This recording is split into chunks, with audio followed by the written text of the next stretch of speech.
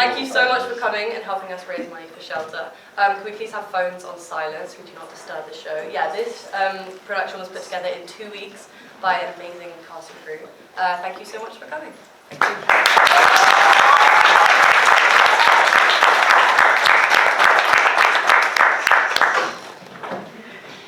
Let's get the twice. Yeah, 1 and 2. 5. Let's do it. One here, one here. Sit down. It's not a wave. It's a down. Whoa. It's down. Where finish? That. What? There. So that's 3 times now. Yeah. There you go. Now, fair Hippolyta, our nuptial hour draws on a pace. 4 happy days will bring in another moon, but oh, methinks how slow this old moon wanes. She lingers my desire, like to a stepdame or a dowager, long withering out a young man's revenue. 4 days will quickly sleep themselves in night, and 4 nights will quickly dream away the time. And then the moon, like to a silver bow, new bent in heaven, shall behold the night of our solemnities. Go, Philostrate, stir up the Athenian youth to merriment, awake the pert and nimble spirit of mirth, turn melancholy force to funerals, the pale companion is not for our pomp. Hippolyta, I wooed thee with my sword, and I won thy love doing thee injuries, but I will wed thee in another key, with pomp, with revelling, with triumph.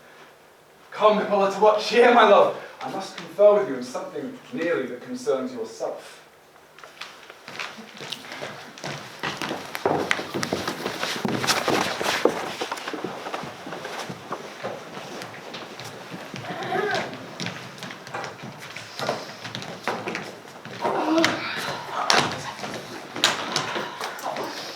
Just put it down. Put it down. There we go. Okay. Well, you put that in the wrong place, haven't you? What? Yes, go on. Actually, well, yours is bigger than mine. Size doesn't matter.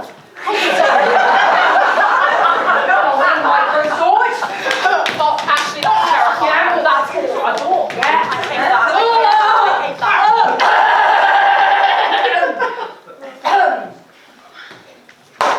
Is all our company here? You had best to call them generally, man by man, according to the script. Here is a scroll of every man's name through all Athens that is thought fit to play in our interlude before the Duke and Duchess on their wedding day. First, good Peter Quince, say what the play treats on, then read the names of the players, and so grow to a point. Mary, our play is the most lamentable comedy and most cruel death of Marius and Thisbe. A very good piece of work, I assure you, and a merry. Now, call forth your actors by the scroll masters. Spread yourselves. What should I call you? Nick Bottom, the weaver. Ready. Name what part I am for and proceed. You, Nick Bottom, I'll set down for Pyramus. What is Pyramus? A lover or a tyrant? A lover that kills himself, most gallant for love. That will ask some tears in the true performing of it. If I do it, let the audience look to their eyes. I will move storms. I will condole in some measure. To the rest. Right then, Francis. Yet, my chief humour is for a tyrant. I could play Heracles rarely, or a part to tear a cat in to make all split. Raging rocks and shivering shocks will break the locks of prison's gate, and Phoebus's car shall shine from afar and make and mar the foolish fates. You know, this was lofty. Now, read the names of the rest of the players. This is Heracles' vein, tyrant's vein. Lover is more condoling. Francis Flute, the bellows mender. Here, Peter Quince. Francis Flute, you are seeing Thisbe upon you. What is Thisbe? A wandering knight? It is the lady, Pyramus was saying. Nay, let me not play a woman. I have a beard coming.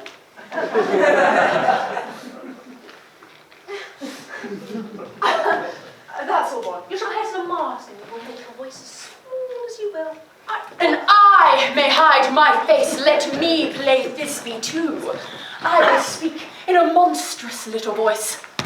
Thisbe, Thisbe. Ah, Pyramus, my lover dear, my lady dear and lover dear. No, you must play Pyramus. Flute! You Thisbe. Well, proceed. Right, from Starveling the tailor. Here, Peter Quince. You must play Thisbe's mother. Tom Stout the tinker. Here be a prince. You must play Thisbe's father, myself Pyramus' father, and Tom Stout, you also the line part. And here, I hope, is a play well written.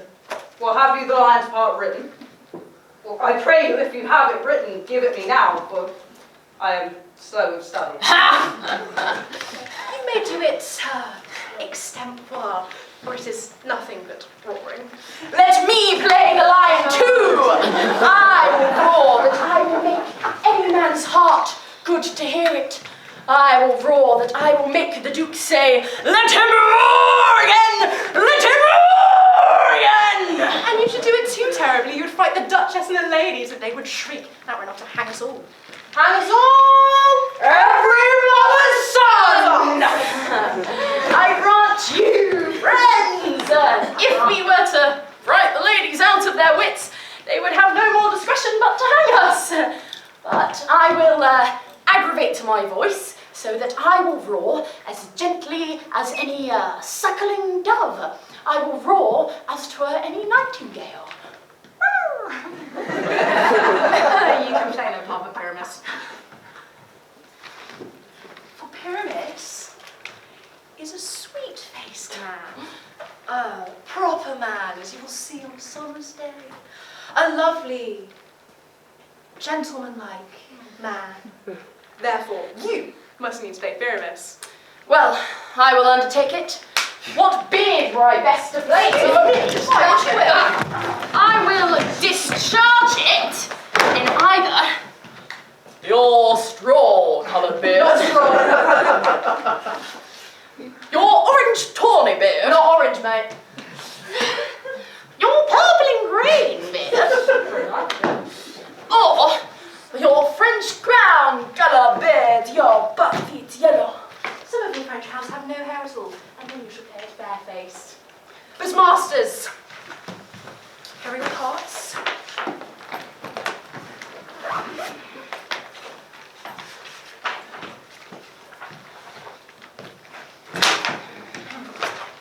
And I am to entreat you, request you, and desire you to con them by tomorrow night and meet me at the Palace Wood, a mile without town, by moonlight. There we shall rehearse, for if we meet in the city, our devices shall be known and will be dogged with company.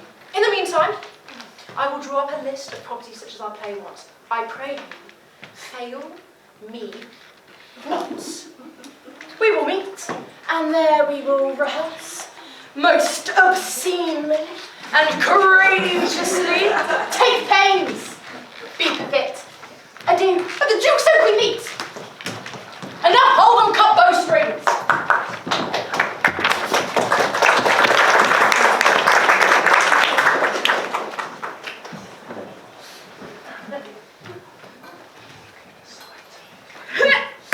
Thank you, thank you.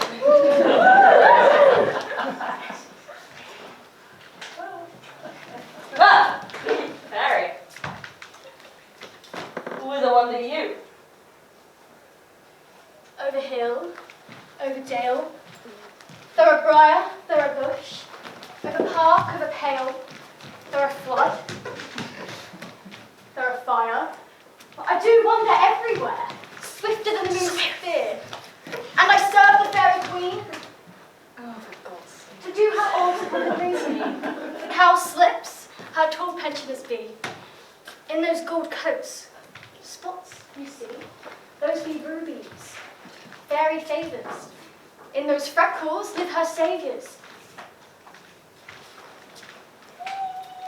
I must go seek some dewdrops here and hang a pearl in every cowslip's ear. Farewell, thou lot of spirits. I'll be gone. Our queen and all her elves come here anon. The king doth keep his revels here tonight. Take heed the queen come not within his sight, for Oberon is passing, fell in wrath. Because That she, as her attendant, hath a lovely boy stolen from an Indian king. Ah, she never had so sweet a changeling. But jealous Oberon would have the child, knight of his train to trace the forests wild, but she perforce withholds the loved boy, crowns him with flowers and makes him all her joy. And now they never meet in grove nor green by a fountain clear or spangled starlight sheen. The dangerous square that the elves, the fear, creep into acorn cups and hide them there. either I mistake your shape in making quite, or else you are that shrewd and connivish sprite. Called Robin Goodfellow! Ding, ding, ding. Are you not he that frights the maidens of the villagery? Skim milk and sometimes labour in the quern, and bootless make the breathless huswife chirp. And sometimes make their drink bear no balm, misled night wonders, laughing at their harm. Those that hobgoblin call you, and sweet puck. You do their work, and they shall have the luck. Oh, thou speakst. All right, I am that merry wanderer of the night. I jest to Oberon and make him smile when I, a fat and lean-fed horse, beguile. Nay! He in likeness of a filly foal, and sometimes, like I, in a gossip spot, in the very likeness of a roasted crab, so that when she drinks against her lips, I bob, and on her with the dewlap poureth the ale, the wisest aunt, telling the saddest tale, and sometimes for 3 foot stool mistaketh me, and sup I from her bum, and down tumble she, and Tina cries and falls into a cough. And then the whole choir hold their hips and laugh, but waxen in their mirth, and knees and swear, a merry hour was never wasted there. But rude fairy, here comes Oberon. And here my mistress, would that he were gone. Ill met by moonlight, proud Titania. What jealous Oberon? Mary's skip hence, I have forsworn his bed and company. Tarry, rash wanton. Am not I thy lord? Then I must be thy lady. As I know, when thou hast stolen away from fairyland and sat in the shape of Corinth all day, playing on pipes of corn and versing love to amorous Philida. Why art thou here?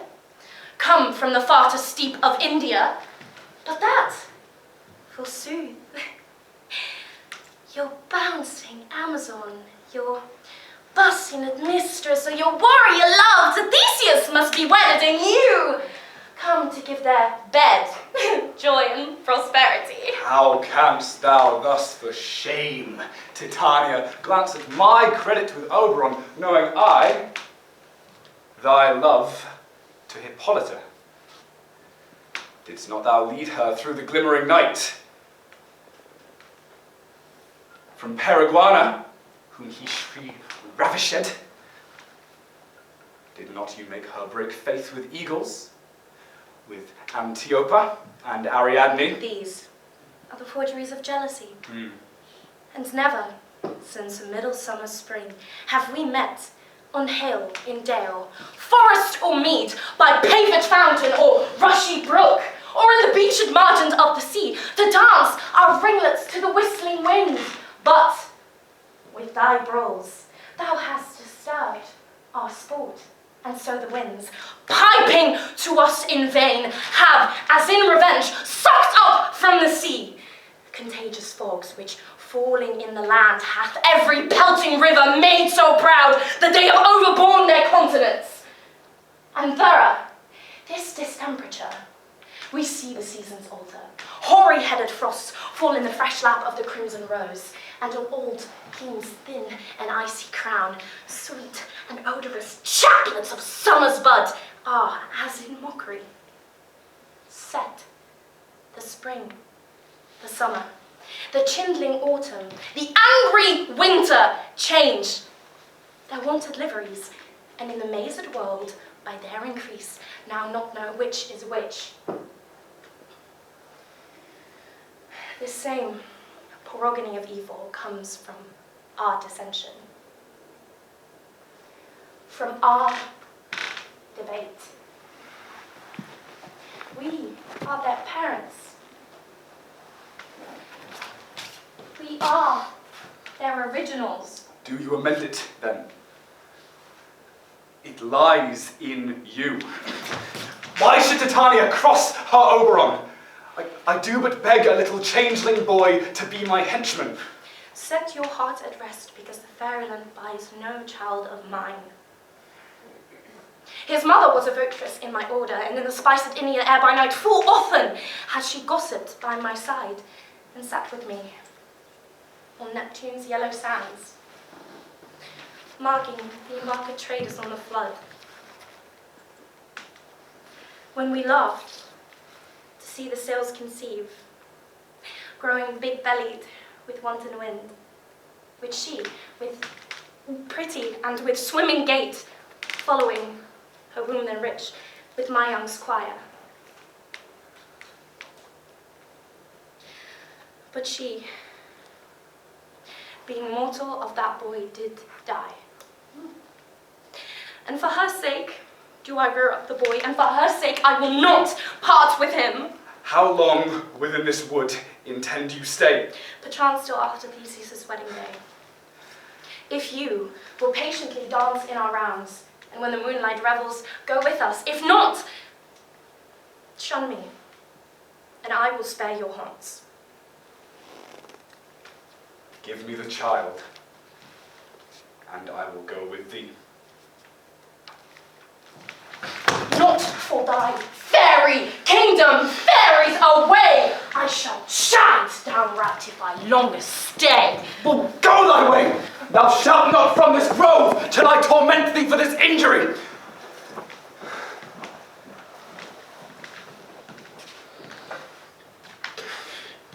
My gentle Puck, come hither. Hello.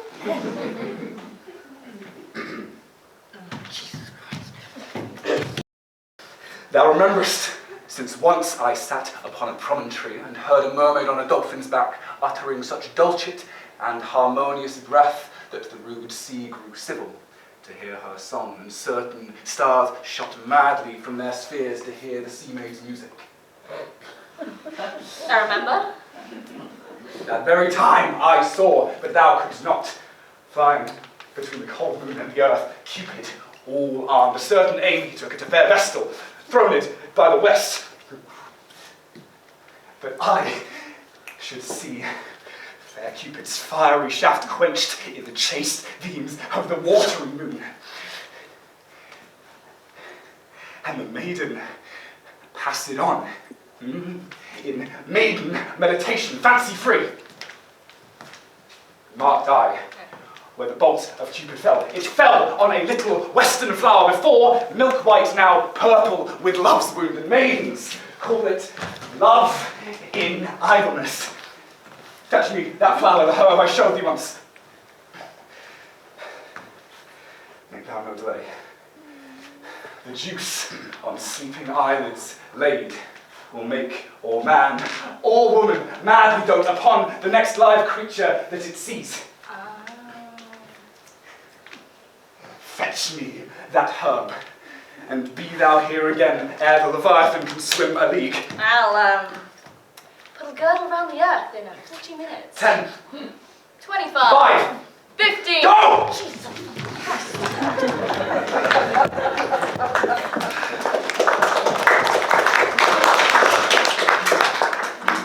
Having once this juice, I'll watch Titania when she is asleep, and streak her eyelids with the liquor of it. The next thing, then, she waking looks upon, be it ounce or cat or bear or meddling monkey or on busy ape, she shall pursue it with the soul of love. And ere I take this charm from off her sight, as I can take it with another herb, I'll make her render up her page to me. Tackle the flower! Yeah. Wanderer! Aye, there it is. I pray that give me.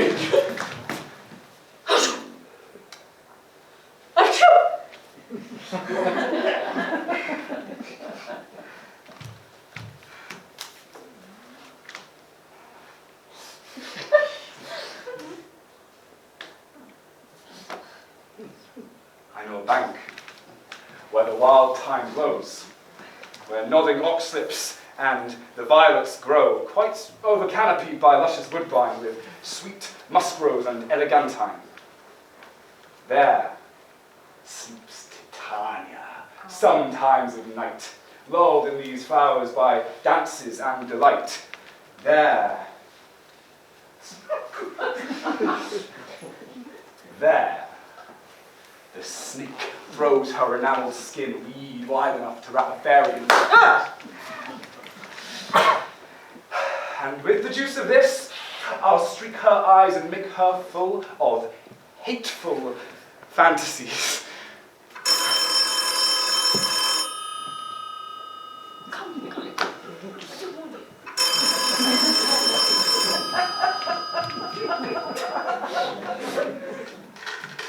It's for you.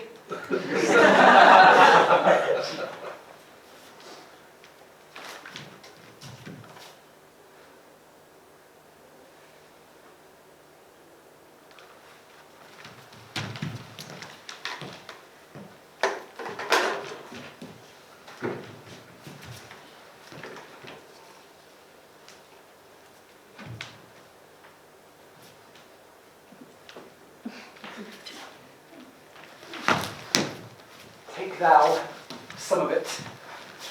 Seek thou through this grove. A sweet Athenian lady is in love with a disdainful youth. Anoint his eyes, do it, so the next thing he espies may be the lady. Thou shalt know the man from the Athenian garments he hath on. Armani, got it.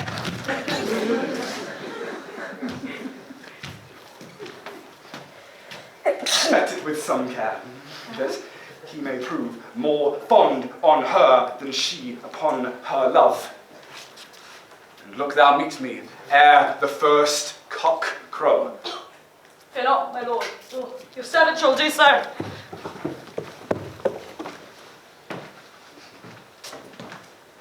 Come now. A roundel and a fairy song. And then, for the third part of a minute hence, some to your hampers in musgrave buds, some war with where mice for their leathern wings, to make my small elf skates, and some to keep back the clamorous owl that nightly hoots in our quaint spirits.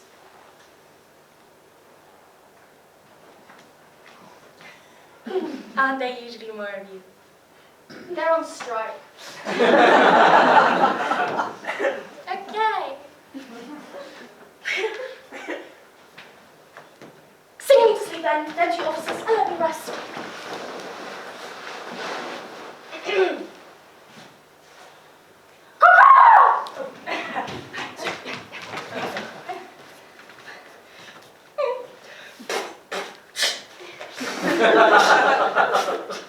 Yeah.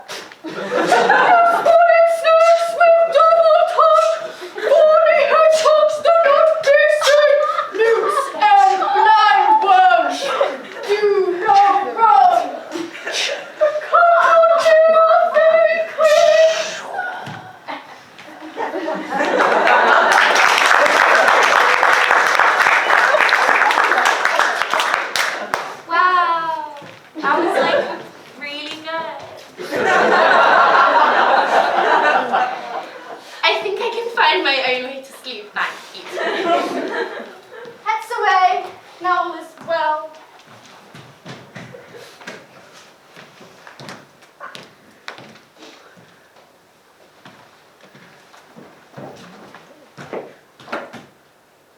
what thou seest when thou dost wake.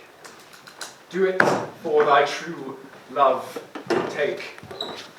Love and languish for his sake, be it ounce or cat or bear or pard or boar with bristled hair.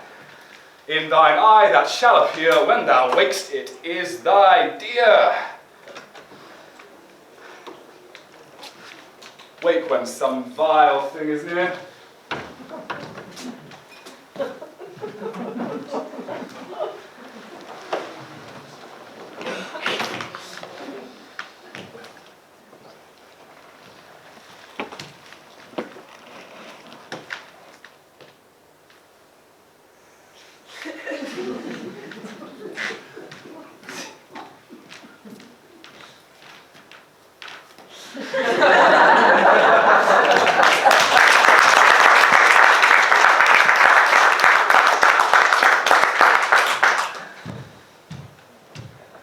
Through the forests have I gone, but Athenian found I none, on whose eyes I might assume this flower's force in stirring love.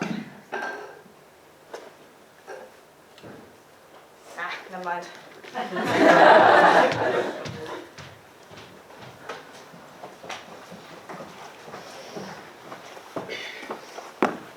Are we all met?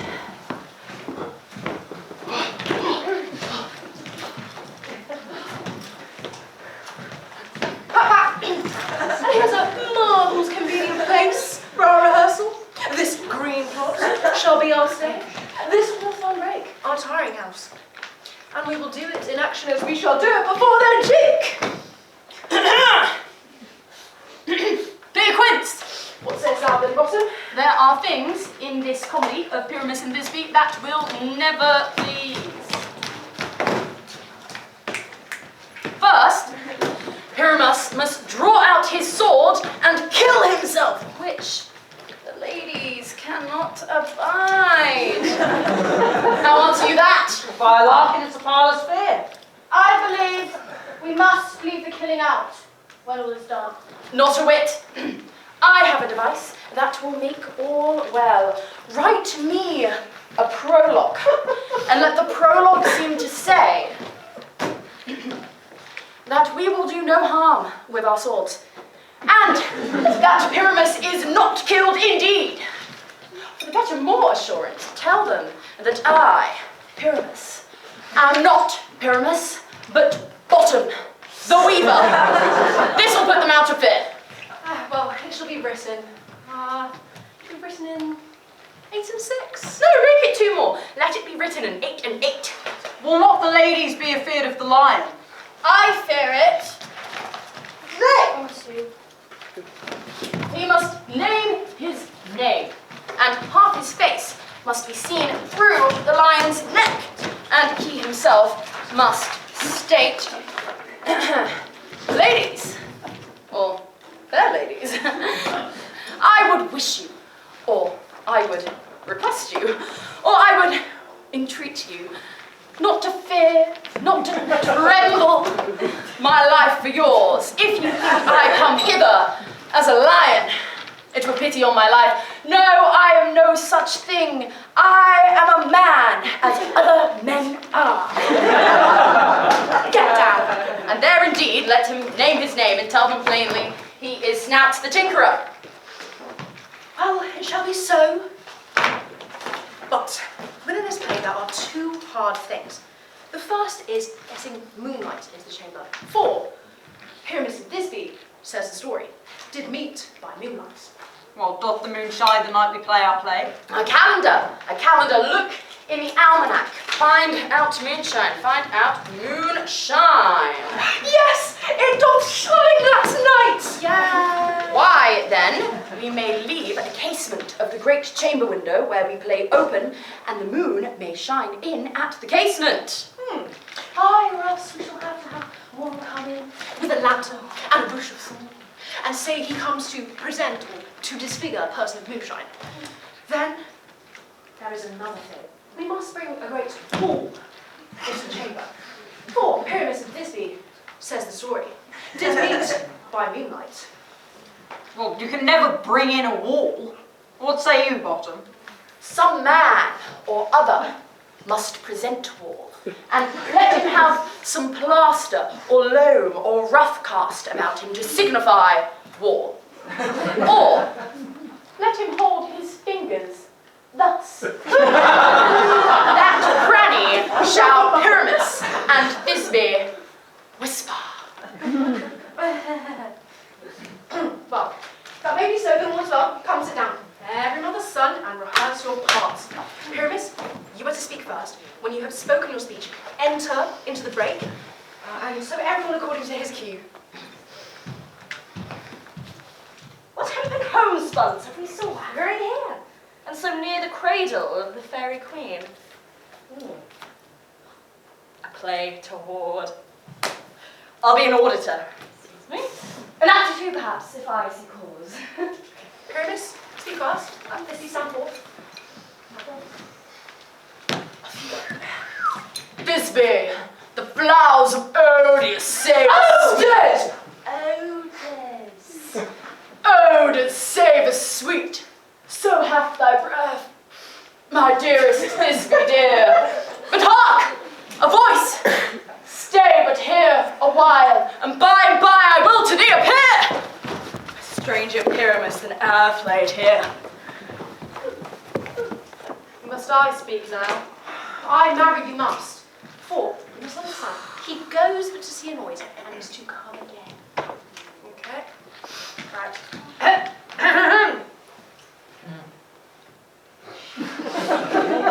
It was the soup.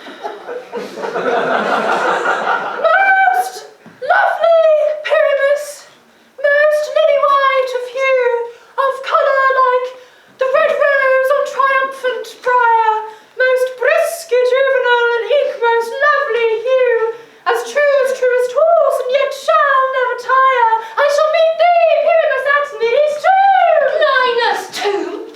What, you must not say that yet. That answer to Pyramus. You speak your part, accuse and all. Pyramus, enter! Accuse passes. Never tire.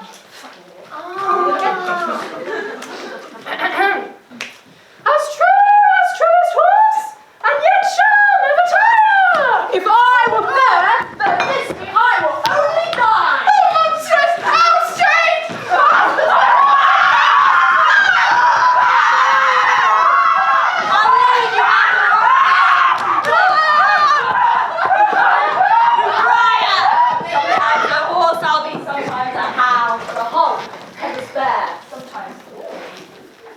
A fire, and bray and knees and bark and roar and burn, like horse, fire, hog will return. Why do they run away? This is a knavery of them to make me afeard. Oh, Bottom, thou art, changed. Tell me, what do I see on thee? What do you see? Do you see an ass head of your own, do you? Bless thee, Poole. Bless thee, thou art.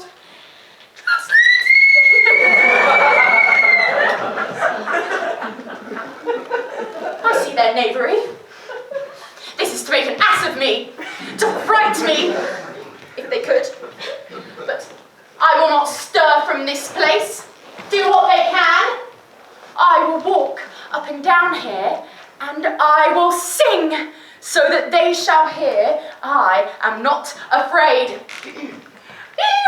So cooked, so black of hue, with orange tawny bill, the throttle with his note, so true the ring with his little quill.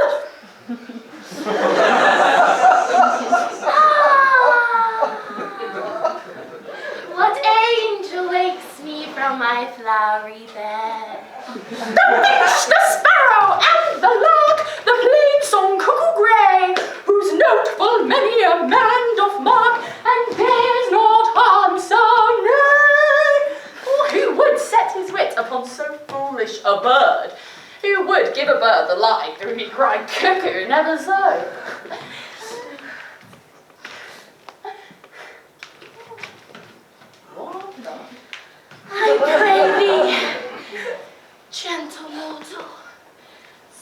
again. For mine ear is much enamoured of thy note, and so is mine eye enthralled to thy shape. And my fair virgin's force perforce doth move me, as on the first feet to say, I love thee! Ah, methinks, mistress, you should have a little reason for that. And yet, in truth, reason and love keep little company together nowadays. The more pity that some honest neighbours would not make them friends. Nay, I can gleek upon occasion.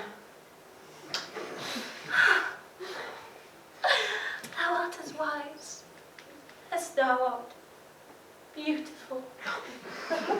Not so neither, and yet, if I had wit enough to get out of this wood, I'd have enough to serve mine own turn. Out of this wood, desirest thou not to go? Thou shalt remain here, whether thou wilt. For no, I am a spirit of no common race, yet the summer still doth tend upon my estate, and I do love thee, therefore go with me. I'll give thee fairies to attend to thee. They'll fetch thee flowers and jewels from the deep, while thou on pressed flowers doth sleep. And I will purge thy mortal grossness so that as an airy spirit thou shalt Go! Beaver! Moat! Cobweb! Mustard seed!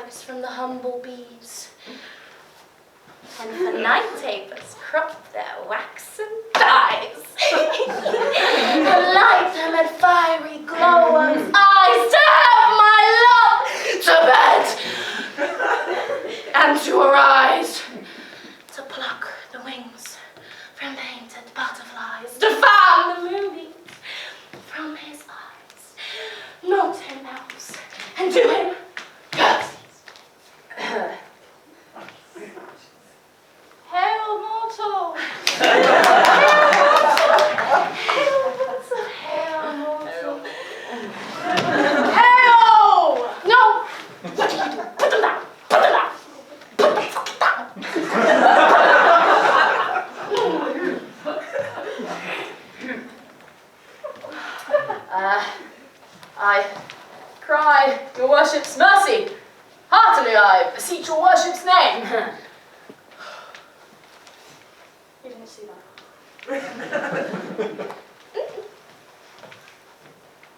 Cobweb! I shall desire you of more acquaintance, good Master Cobweb. If I cut to my finger, I shall make bold with you.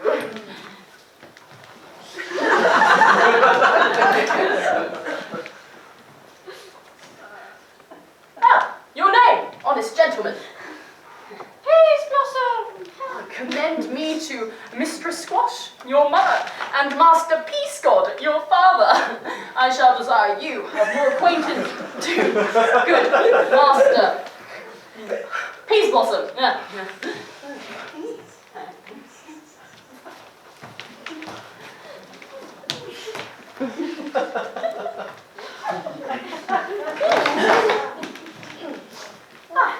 Your name, I beseech you, sir. Mustard seed. Good Master Mustard Seed, I know your patience well. Yeah, you do. That same cowardly, giant-like ox and beef have devoured many a man of your house. I promise you, your kindred have made my eyes watery now. I shall desire you of more acquaintance, good Master Mustard Seed.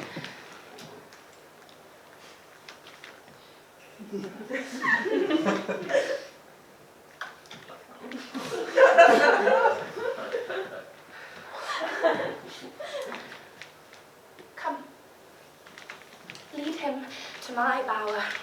The moon, methinks, looks down with watery eyes, and when she weeps, weeps every little flower, lamenting some enforced chastity.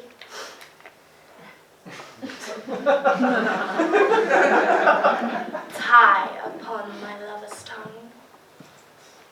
Bring him silently.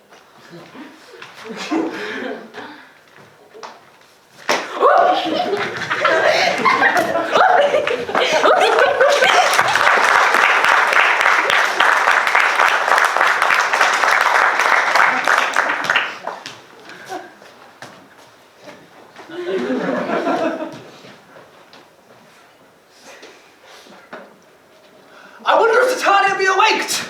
And if so, then what she saw next, which she must dote upon in extremity. Oh, here comes my messenger. How now, mad wanderer? Alice.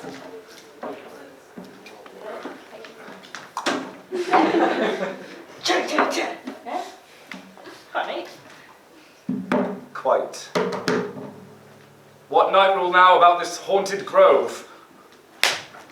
My mistress, with a monster, is in love! Near to her close and consecrated bower, while she was in her dull and sleeping hour, a crew of patches, rude mechanicals who work for bread upon Athenian stalls, were met together to rehearse a play intended for Theseus's great nuptial day. The shallowest thick skin of that barren sort who, Pyrrhus presented in his sport, forsook his scene and entered in a break. While I did him at his advantage take an ass's knoll. I fix it on his head. Anon, his Thisbe must be answered. When they, his fellows, spy him, away they run, and I lead them on in this distracted fear, leaving poor Pyrrhus thus translated there. And then so it came to pass. Titania waked and straightway loved Anas!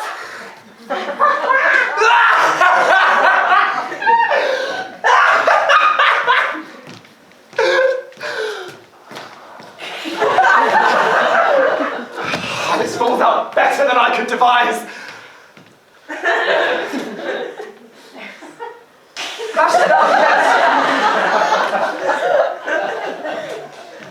Hast thou yet latched the Athenian's eyes as I did bid thee do? Couldn't find them. Lord, what force these mortals be. This is thy negligence. Still, thou mistakest, or else committest thy knaveries wilfully. Believe me, King of Shadows, I mistook. These lovers seek a place to marry or to fight. It should not be difficult to find them. High, therefore, Robin, overcast the night, the starry welkin, cover thou anon with drooping fog as black as Acheron, and lead these Athenian lovers so astray as one come not within another's way.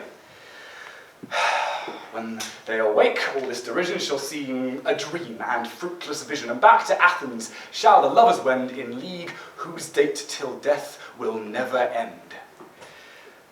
whiles I do thee in this affair employ, I'll to my queen and beg her Indian boy, and then her view from monsters will release, and all things, gentle Robin, shall be peace.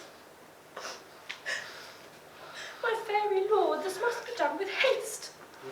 For night swift dragons cut the clouds full fast, and yonder shines Aurora's harbinger, at whose approach ghosts, wandering here and there, troop home to churchyards, damned spirits all, who in crossways and floods have burial, already to their wormy beds are gone, for fear us daleth their shames upon.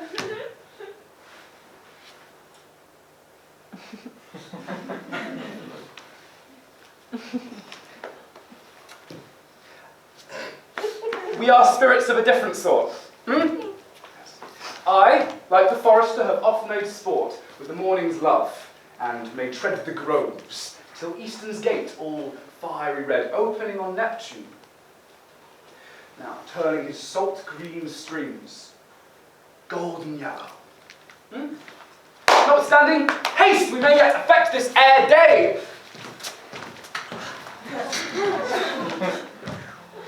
Up and down, up and down, I will lead them up. I am feared in field and town, but no goblin lead them up and down. Come, sit thee on this flowery bed, while I thy amiable cheeks do coy, and stick musk roses in thy sleek smooth head, and kiss thy fairly large ears, my gentle joy.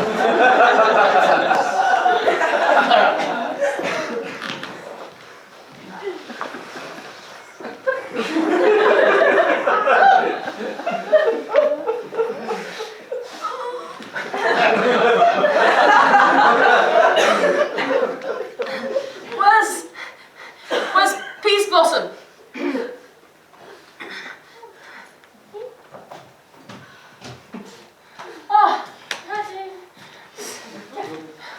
Scratch my head, Peace Blossom.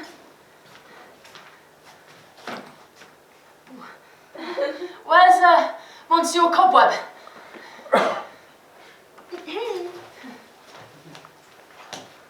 Ready? Monsieur Cobweb. Good, Monsieur. Fetch your weapons in hand and kill me a red-hipped humblebee atop a thistle. And good Monsieur, get me the honey bag. Do not fret yourself too much in the action of it. And good Monsieur, take care the honey bag break not. I would loathe to have you overflown with a honey bag, Signor. And where is Monsieur Mustard Seed?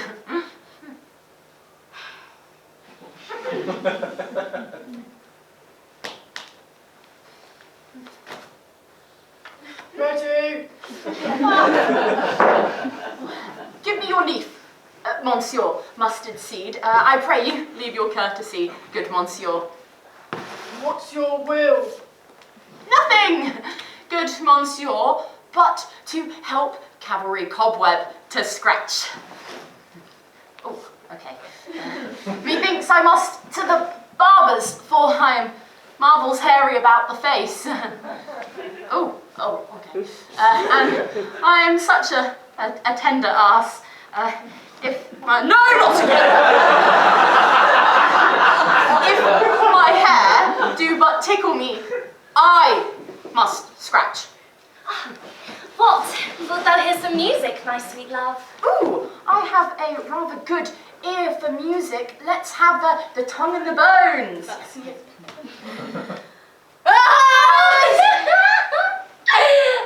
what thou desires to eat. Ooh, truly a peck of provender I could munch your good dry oats. Oh, methinks I have a great desire to a bottle of hay. Good hay, sweet hay. Have you, Novella? I have a venturous fairy that shall seek out the squirrel's hold and fetch thee new nuts. Oh, I'd much prefer a handful or two of dried peas, but let none of your people stir me, for I have an exposition of sleep come upon me. Sleep thou, and wind thee in my arms. Fairies, be gone, be always away. So doth the woodbine and the sweet honeysuckle gently entwist the female ivy so, and rings the barky fingers of the elm. Oh, how I dote on thee.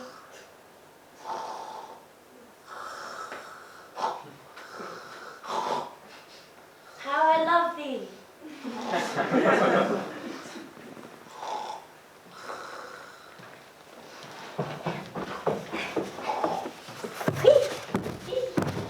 Welcome, sweet Robin, seest thou this sweet sight?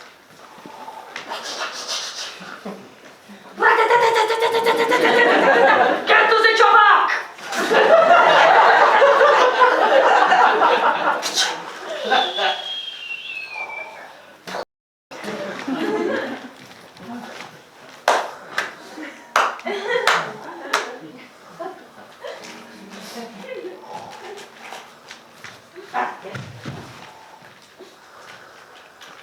A dotage now I do begin to pity. See, meeting her of late, within the woods, seeking favours for this sweet, hateful fool. I did upbraid her and fall out with her, for she his hairy temple then had rounded with coronet of fresh and fragrant flowers, and the same dew that sometime on the bud was wont to sit like round with orient pearls, now that the pretty floret's eyes did stand. When at my leisure I had scolded her, and in mild time begged her patience, I did give her Indian changeling child, which straight she gave me, and her fairy sent to bear him to my bower in fairyland. Now I, the changeling child, have I'll undo the hateful imperfection of her eyes. Gentle Puck! Take the transformed scalp from off the head of that Athenian swain, so that he, waking when the others do, may back again to Athens all repair, and think no more of tonight's accident. That is the fierce vexation of a dream. But first,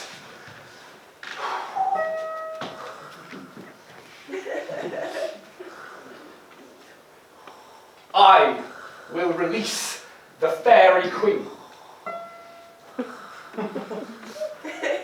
Huh? What? Turn around. Turn around!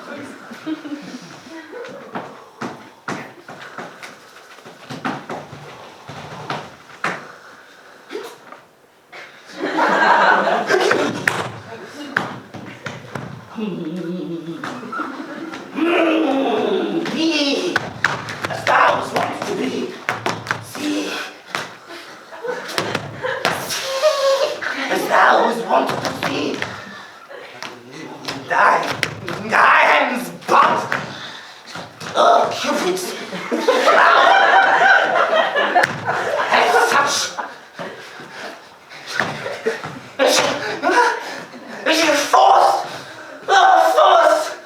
Force, and blessed power.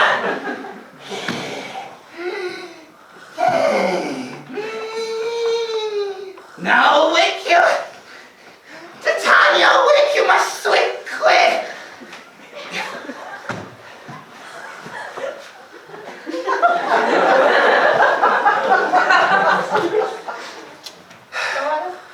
Yeah, Is she gonna... give it a minute. Give it a minute.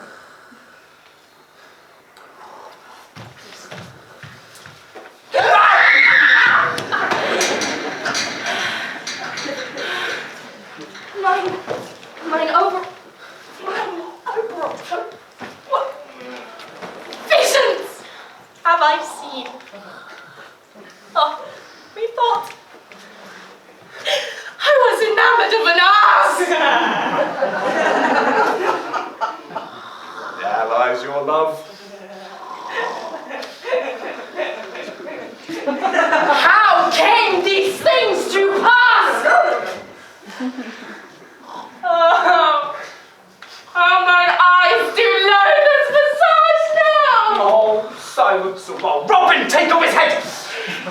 your music sound, and strike more dead of common sleep than this foul slipper.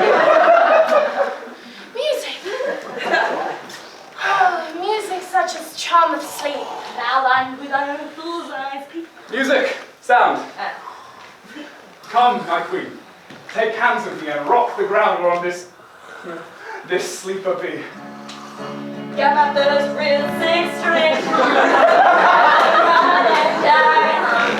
Play to my fingers playing with the summer of '69. Now thou and I are new in amity, and will tomorrow midnight solemnly dance in Duke Theseus' court triumphantly, and bless it to all fair prosperity. There shall all the faithful lovers be wedded with Theseus, all in jollity. Oh, sorry, Lane. Tender mark at the morning log. Then trip we in silence sad. After the night's shade, we the globe can compass soon, faster than the wandering moon. Come, my lord, and in our flight, tell me how it came this night that I, sleeping here, was found with this mortal on the ground.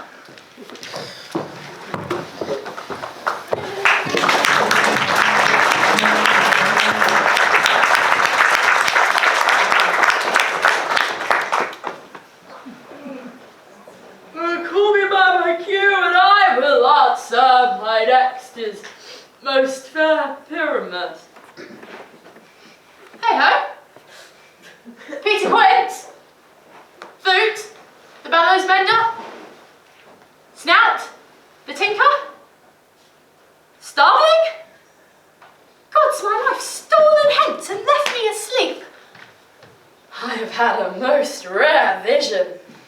Well, I have had a dream past the wit of man to say what dream it was. Man is but an ass if he were to expound upon this dream. Methoughts I was. There is no man can tell what. Methoughts I was, and methoughts I have. But man is but a patched fool if he were to offer up what methoughts I had. The eye of man hath not heard, the ear of man hath not seen, man's hand is not able to taste, his tongue to conceive, nor his heart to repeat what my dream was. I will get Peter Quince to write a ballad of this dream, and it shall be called Bottom's Dream, for it hath no bottom. And it shall be sung in the latter end of a play before the Duke. Peradventure, to make it the more gracious, I shall sing it at his death.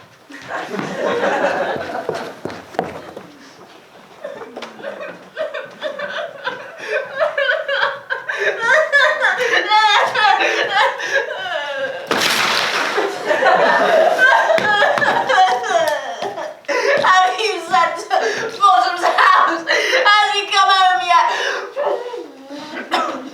He cannot be heard of. Out of doubt, he is transported. If he comes not, if he comes not, then the play is marked. Go forward, doth it? It is not possible! You have not a man in all Athens able to discharge pyramids, but he... No, you have simply the best foot of any handicraft man in Athens. He, and the best person too, is a very paramour for a sweet voice. Say paragon. A paramour is a Masters! Masters! The Duke is come from the temple, with 3 or 4 more lords and ladies married. If our sport had gone forward, we had all been made men. Oh, sweet bully bottom. Thus hath he lost 6pence a day in his life. He could not scape 6pence a day, and the Duke did not give him 6pence for playing Pyramus.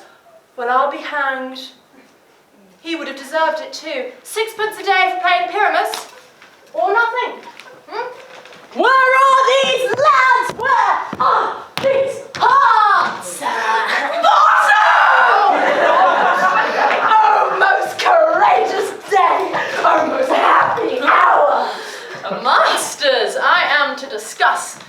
wonders. But ask me not what, for if I tell you, I am not true Athenian. I will tell you everything as it fell out. Let us hear, sweet bottom. Not a word from me. All that I will say is that the Duke hath dined. Get your apparels together. Good strings to your beards, new ribbons to your pumps. Meet presently at the palace, every man look at his heart. For the short and long of it is our play is preferred. In any case, let Thisbe have clean linen, and let not he that plays the lion pare his nails, for they shall hang out for the lion's claws. And most dearest actors, eat no onions nor garlic, for we are to utter sweet breath, and I do not doubt but hear them say it is a sweet comedy. Enough words. Away. Go away.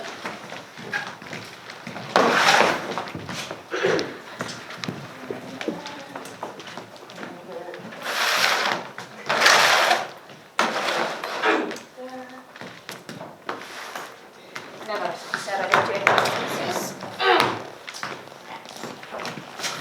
Come now, what masks, what dances shall we have? Is there no play to wear away this long age of 3 hours between our after supper and our bedtime? Where is the usual manager of mirth? The revels are in hand. Is there no play to ease the anguish of a torturing hour? Call Philostrate. Call Phil. Philostrate!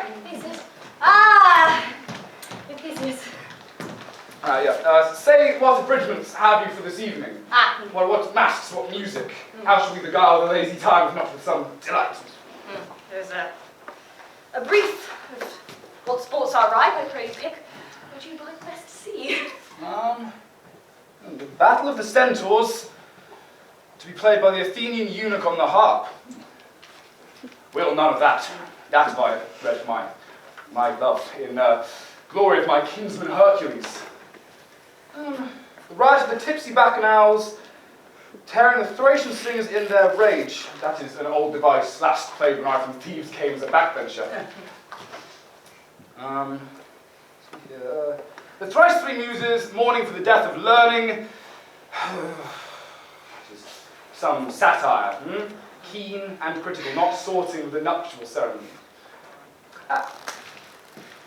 Tedious brief tragedy of young Pyramus and his love Thisbe, very tragical mirth. Tragical mirth, tedious and brief.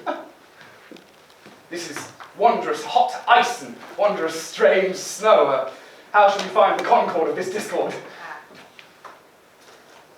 There is a play, my lord, some 10 words long, which is as short as I have ever known a play. But by those 10 words, it is entirely too long. There is not one word apt, one player fitted, and tragical, my noble, what it is, for Pyramus therein doth kill himself, which when I saw rehearsed, I must admit, brought a tear to mine eye, but more the tear of loud laughter never shed. Who are they that do play it? Some hard-handed men here in Athens that have never toiled in their minds until now, never breathed their unbreathed memories upon this play against your nuptial. And we shall hear it. Oh, no, my noble lord, it is not for you. Unless you find some sport in their attempts. I will hear that play, for never anything can be amiss when simpleness and duty tender it. Bring him in. I love not least righteousness as charged to duty in his service perishing. Gentle sweet, you shall see no such thing. He says they can do nothing in this kind. What kind are we to give them thanks for nothing? Our sport shall be to take what they mistake, and where poor duty cannot do, noble respect takes it in might, not merit. Where I have come, great clerks have purposed to greet me with premeditated welcomes. I have seen them shiver and look pale, make periods in the midst of sentences, throttle practiced accents in their fears. In short, dumbly have broken off, not paying me a welcome. Trust me, sweet, out of this silence read I yet a welcome.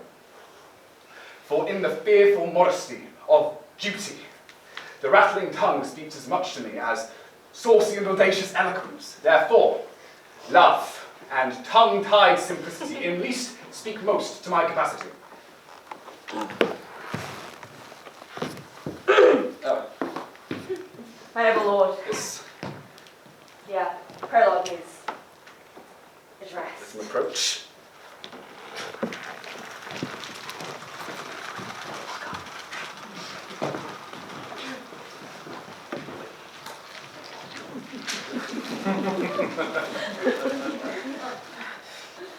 If we offend, it is with our good will.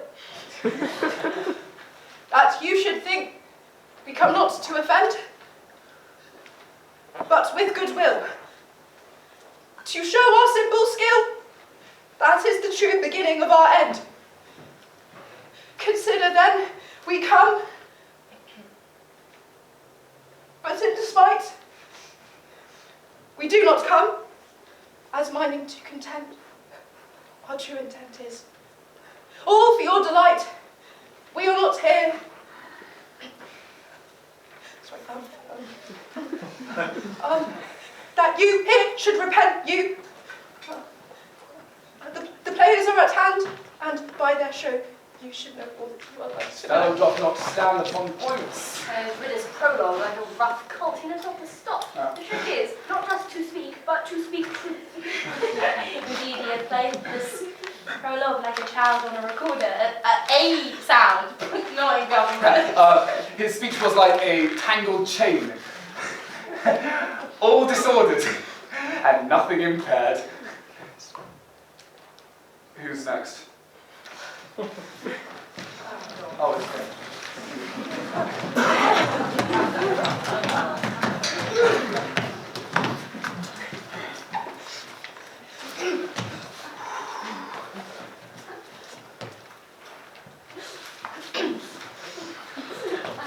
Gentles! Perchance you wonder at this show, but wonder on till truth make all things plain. This man is Pyramus, if you would know. This beauteous lady is Thisbe, 'tis certain.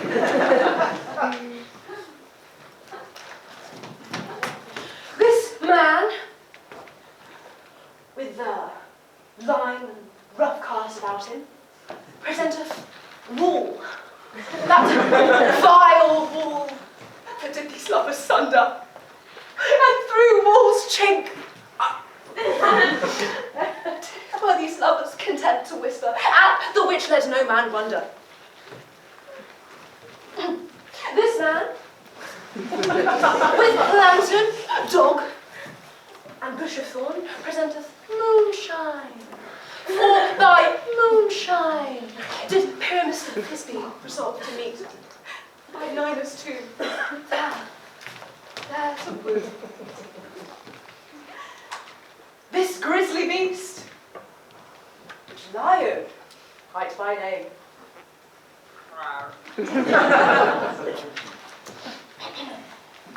The trusty Thisbe, coming first by night, did scare away, or rather did affright, scare away. And as she fled, her mantle she did fall, and lion vile with bloody mouth did stain. And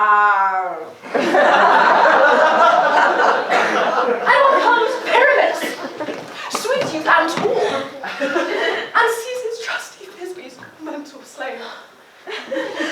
Whereat,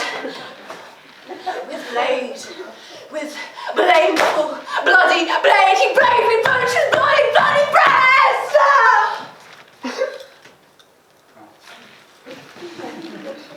And Thisbe, tarrying in mulberry shade, do you blame died?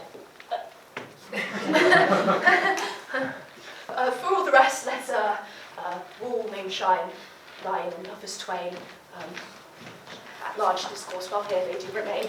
What if the lion be to speak? No wonder, my lord, one lion may when many asses do. In this same interlude, it doth befall that I, one snout for a name, present a wall. And as such a wall that had in it a crannied hole or chink through which the lovers, Pyramus and Thisbe, did whisper often and very secretly. This loam, this rough cast, and this stone doth show that I am that very wall.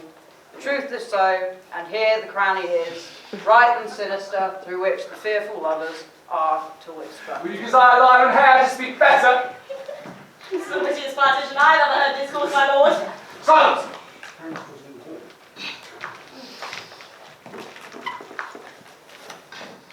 Oh, grim-looking night! Oh, night, with hue so black! Oh, night, whichever art when day is not! Oh, night, alack, alack, alack! I fear my Thisbe's promise is forgot! And though, oh wall, oh sweet, oh lovely wall, that stand between her father's ground and mine, though wall, oh sweet, oh lovely wall, show me thy cheek to blink through with mine eye. Thanks, courteous wall, Jove shield ye well for this. But what I see, no Thisbe do I see, oh wicked wall, through whom I see no bliss. Cursed be thy stones for thus deceiving me so. Who methinks being sensible should curse again. No, in truth, sir, he should not. You see, deceiving me is Thisbe's hue. She is to enter now, and I'm to spy her through the hole in the wall. You will see it pop out as I told you. Yonder, she comes.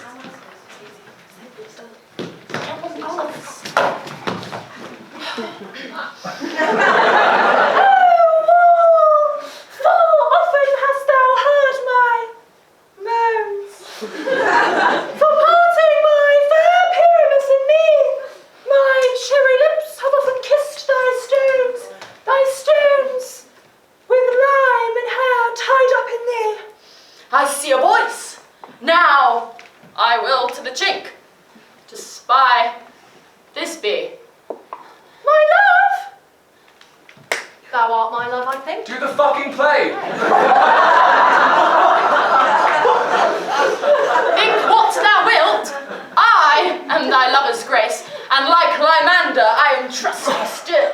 And I, like Helen, till fates me kill, Not Shapulus to Proclus was so true. as Shapulus to Procrus I to you. Oh, kiss me through the whole of this vile wall.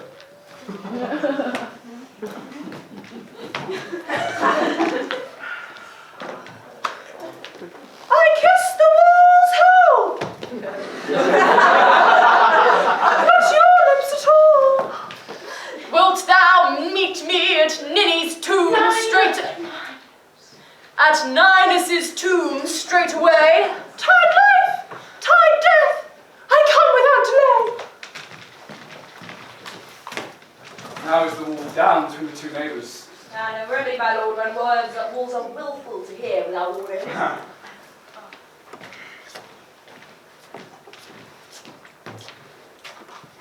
Here come two noble beasts in a man and a lion. A lion. You, ladies, you whose gentle hearts do fear the smallest monstrous mouse that creeps on the floor, may now perchance quake and tremble here, when lion, rough in wildest rage, doth roar! Now know this, I, as Snout the Tinkerer, am a lion fell, nor else no lion's down. For if I should, as lion, come in strife to this place, 'twere pity on my life. A very gentle beast and with a good conscience. The very best at beast that e'er I saw. The lion is a very fox for his valour. And a goose for his discretion. Not so, my lord, his valour can not carry his discretion, but the fox carries the goose. His discretion I am sure, carries not his bower, for the goose carries not the fox. It is well. Listen to the moon. This lantern He should have worn the horns on his head. He is no crescent, and the horns are hidden within the circumference. This lantern doth the horned moon present. I, the man in the moon, do seem to be. This is the greatest error of all the rest. The man should be in the lantern. How is it else the man in the moon? I dare not see the candle that's already been snuffed. Ah, I am aware of this moon, but he will change. well, it seems by the small light of his discretion he is in the wane. But by courtesy and by reason we must stay the time. Proceed, moon. All I have to tell you is that this lantern is the moon. I, the man in the moon, this fine brush, my one brush, and this dog, my dog.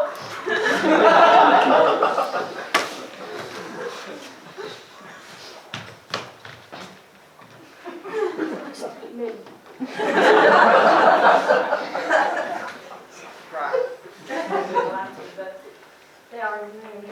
Silence. It's busy. Ah! This is old Minnie's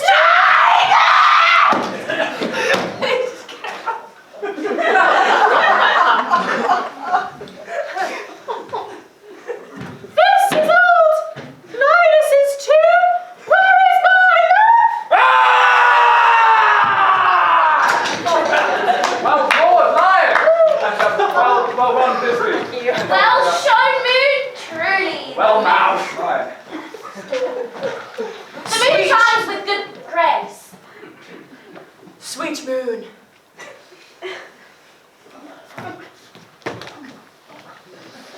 Sweet moon, I thank thee for thy sunny beams. I thank thee, moon, for shining now so bright. For by thy gracious, golden, glittering gleams I trust to take of truest Thisbe's sight. But stay, oh spite! But mark, poor knight, what dreadful dole is here? Eyes, do you see? How can it be? Oh dainty duck, oh dear, thy mantle good, what? Stained with blood. Approach ye furies fell. Fates come, cut thread and thrum, quail, coal, can touch and quell. This passion and the death of the near friend would go near to make a man look sad. Through my heart, but I pity the man. Oh, wherefore now? Never mind. Nature's grave, since lion vile appeared deflowered, my dear, which is, oh, no, which was the fairest dame that lived, that loved, that liked, that looked with cheer. Come, tears, confound, out sword.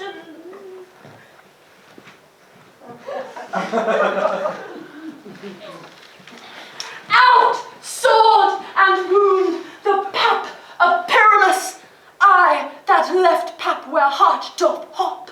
Thus I die. Thus. Now I am dead. Now I am fled. Oh, my soul is in the sky. Tongue, lose thy light. Moon, take thy flight. Now die, die, die, die, die. No die, but an ace for him, that he is but one. Less than this, he is nothing. With the help of a surgeon, he may yet recover and yet prove an ass. How chanced the moon sunshine is gone before Thisbe returns to find her lover. She finds him by starlight. Here she comes, and her passion ends the play. Methinks she should not use a long one. For such as Pyramus. I hope she will be brief.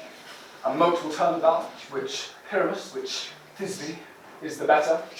Him for a man, God warrant us. She for a woman, God bless us. She's fighting already with those sweet eyes. Oh, thank you. Asleep? My love? What? Dead? My love? Ah, Pyramus, arise! Speak! Speak quite dumb! Dead! Dead a tomb should cover thy sweet eyes. These lily lips, this cherry nose, these yellow cowslip cheeks are gone! Are gone! Lovers, make moan. His eyes were as green as leeks.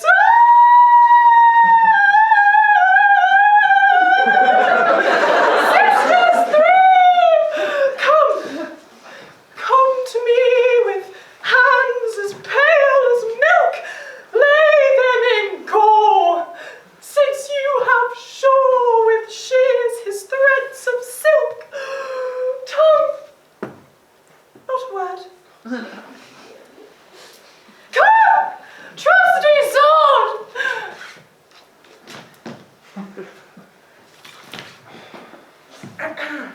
Come, blade, my breast in brew. Farewell, friends. Thus, this bit ends. Adieu. Bless you.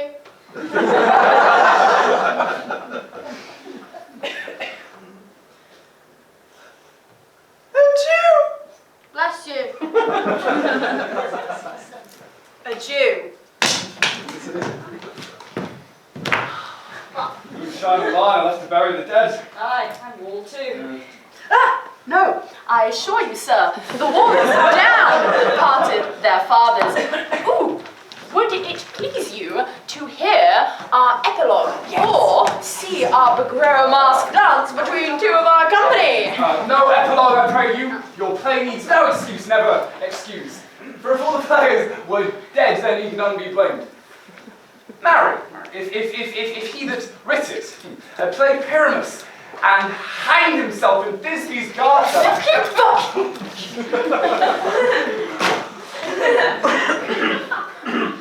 it would have been a fine tragedy. And truly, so it is, very notably discharged. Oh, come, your burgomaster, let your epilogue alone.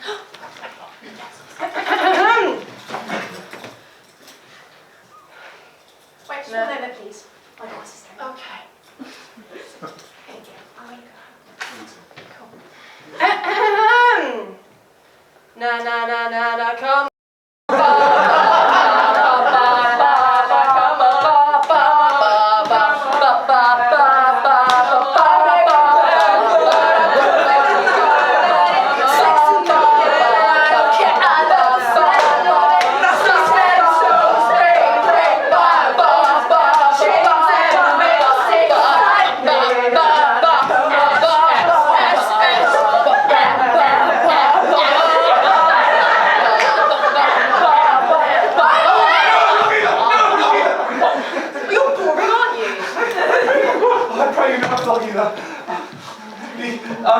The iron tongue of midnight hath told both lovers to bed.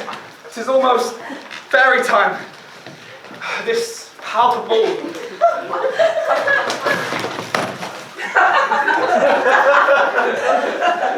this palpable gross play hath the heavy gate of night well beguiled.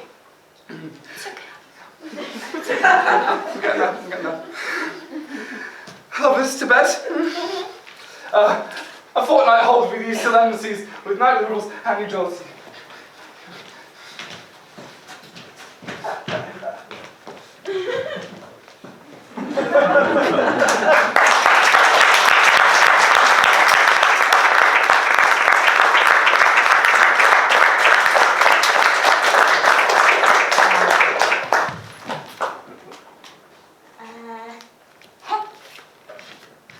If you do a thing like that, and then you go, that makes a sound. So it's good, right? And then you do another one, and it goes like this. Robin, what did we say about audience participation? Through the house give glimmering light. By the dead and drowsy fire, every elf and fairy sprite hop as light as bird from briar. And this ditty after me, dance and sing it, trippingly. To each sound, a warbling rote, and then to each word, a warbling note. Hand in hand, with fairy grace, we shall dance and bless this place. Now, until the end of day, through this house, each fairy stray. To the best bride bed will we, which ever shall blessed be, and the issue there creates ever shall be fortunate. And the lovers, all in three, ever true in loving shall be. Never hairlet, mole, nor scar, or marks prodigious such as our blessed in nativity shall upon their children be. Now this field dew consecrate, every fairy take his gates. Each several chamber bless, through this palace with sweet peace, and the owner of it blessed shall ever in safety rest. Trip away, make no stay, meet me all by break of day.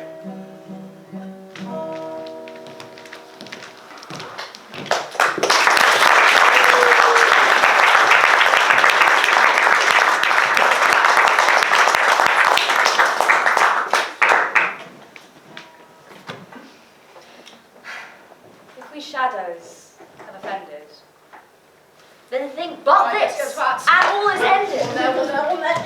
I think they're absolutely fucking wrong. that we have but slumbered here while these visions did appear.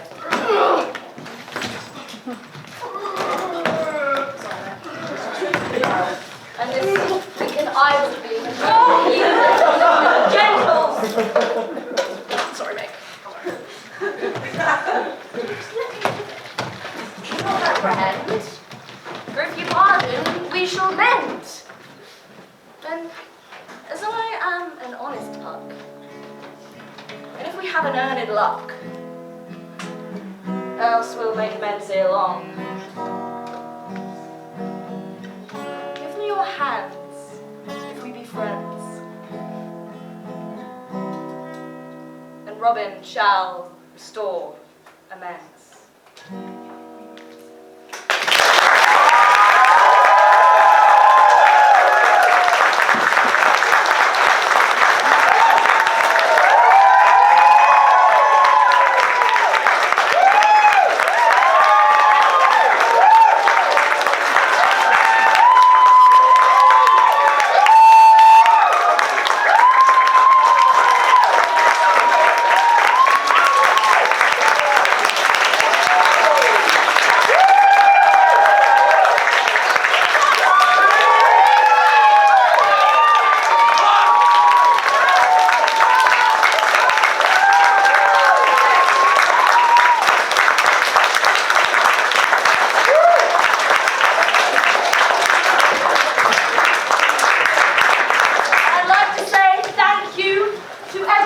Now, we didn't have placards and posters, so I'm going to read out a list of names of the people who have made today possible. We have Lou Edwards. We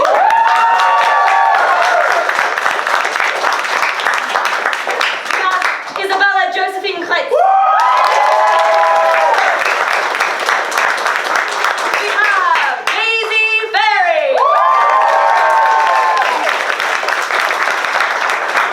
We have Rue Brackets Giddens.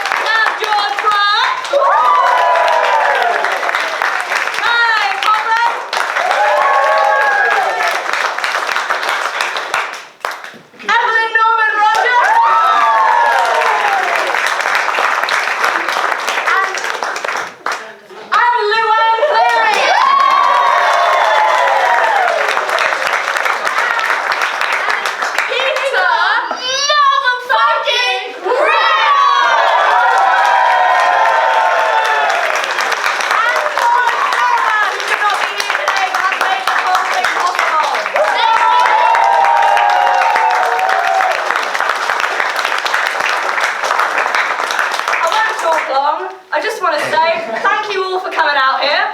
Thank all of you for making this happen in 2 weeks. In the sun, in my garden. It was horrible.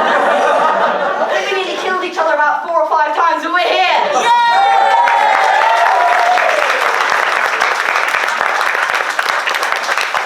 Now I believe we have a word from a representative from Shelter, who this whole event is in aid of.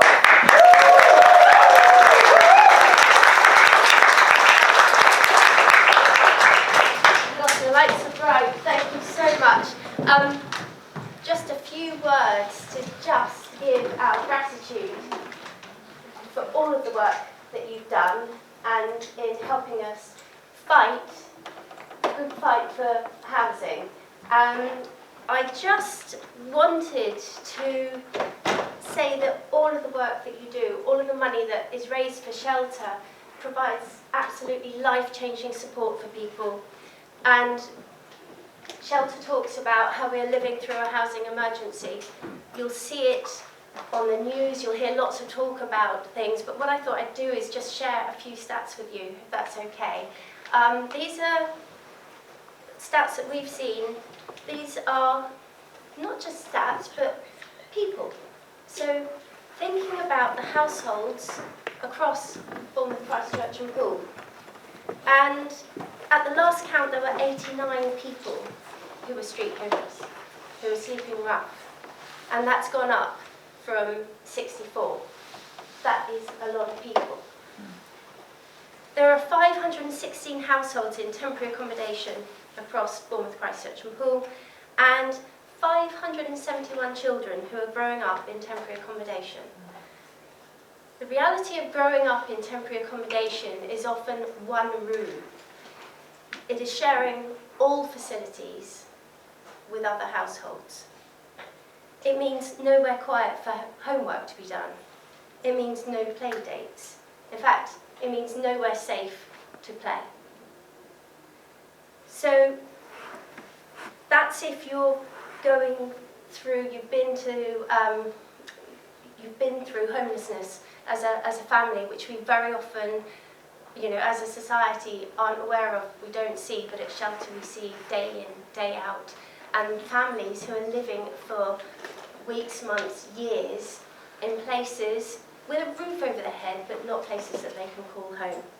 And in fact, some people get asked to move out of area. So not just not having a home, but also not having a community that they're familiar with. So really, I just wanted to say all of this fundraising, what it does is helps us to actually make changes. So we have things like a free national helpline and a web chat facility. We have a really up-to-date website that gives people the information that they need.